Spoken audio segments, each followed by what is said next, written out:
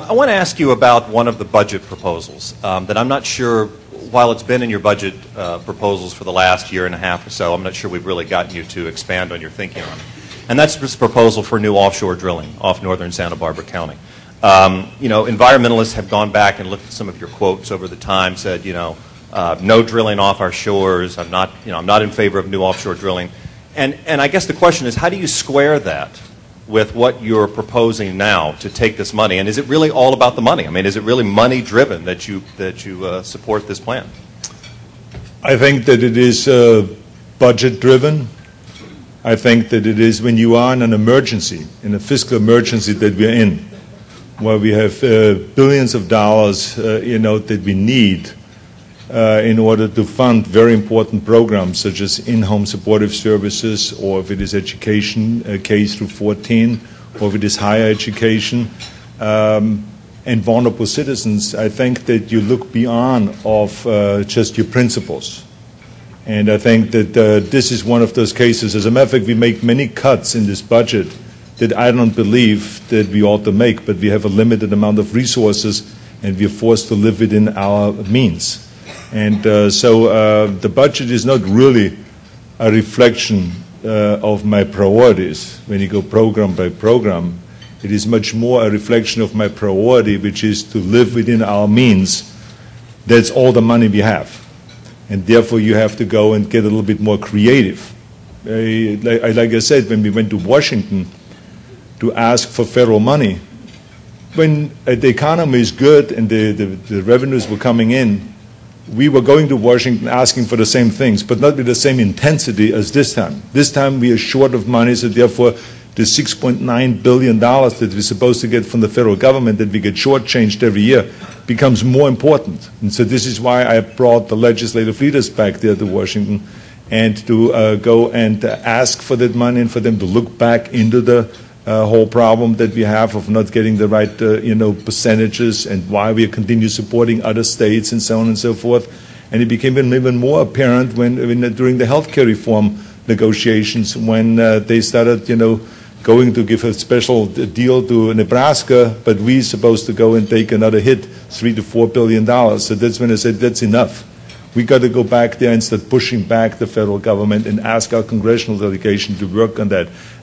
So the Tea Ridge, if the oil is there, it will be satisfying so many ends. First of all, we get less dependent on foreign oil. Second, we will get extra revenues. The environmentalists are happy. Business is happy. So everyone is happy. So why not go ahead with it and do that? Well, I'm not sure that everyone's happy, but I understand your point there. But I just want to ask you to follow up really quickly. You said you have to look beyond your principles. I'm trying to understand what that means, because some people would say, what principles really drive you? And if you're going to look beyond that principle, why not the other ones, like taxes or things like that? Well, the principle, we have done the taxes. And we made it very clear that we won't go back there, because it's very simple that we have so many other areas where we can work on in order to get the extra billions of dollars. As I've explained, with, for instance, with the pension, that cost will go up from the $3 billion now eventually to $10, $12 billion, because we have hundreds of billions of dollars of unfunded liability, because there were assumptions made that we were going to make that money, but those assumptions were totally wrong. So now the taxpayer is going to get stuck with that bill, and that's why I say let's reform and let's change the system. We don't want to take anything away from anyone that we have promised something to, but let's go and look at it in a creative way so that we can afford giving the state employees their pensions.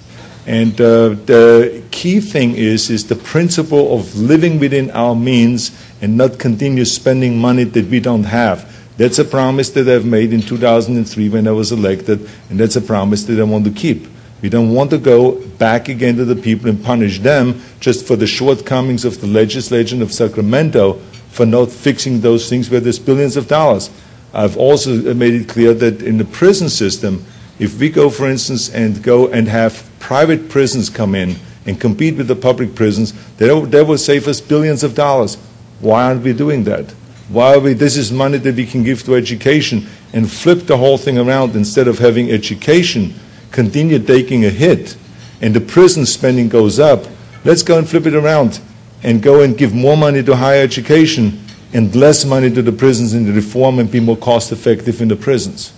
Now, as you know, today there was someone that is running for Attorney General that came out and they said, oh man, this is terrible, now they're doing prison releases. There is no prison releases at all. This is just simply a reform, a parole reform that we have, and there's also working on a recidivism rate to lower the recidivism rate, and that will save us $500 million. And I like to cut down this $500 million because that is money, again, that can go to education, to higher education. To me, that is more priority, and also it will cut down on the recidivism rate. So, as you can see, the Democrats are out there running for office for Attorney General, and they're talking about higher taxes and increasing taxes, but they're not even willing to go there and to make those simple reforms that will be safer for the streets and also create great reforms.